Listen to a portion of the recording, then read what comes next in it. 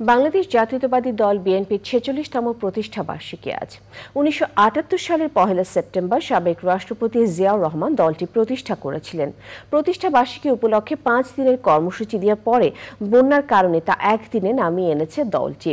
কর্মসূচির মধ্যে শুধু দলীয় পতাকা উত্তোলন ও দলের প্রতিষ্ঠাতা জিয়াউর রহমানের কবরে শ্রদ্ধা নিবেদন করবেন বিএনপি নেতারা।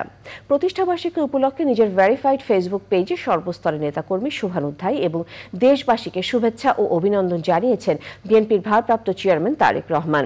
পোস্টে তিনি লিখেছেন, গণতন্ত্রকে নির্বাসন থেকে ফিরিয়ে আনার সময় এসেছে। আইনের শাসন, মত প্রকাশ, সংবাদপত্র ও বিচার বিভাগের স্বাধীনতা নিশ্চিত করতে পারলে দেড় যুগের গণতান্ত্রিক আন্দোলনের শহীদদের আত্মদান সার্থক হবে।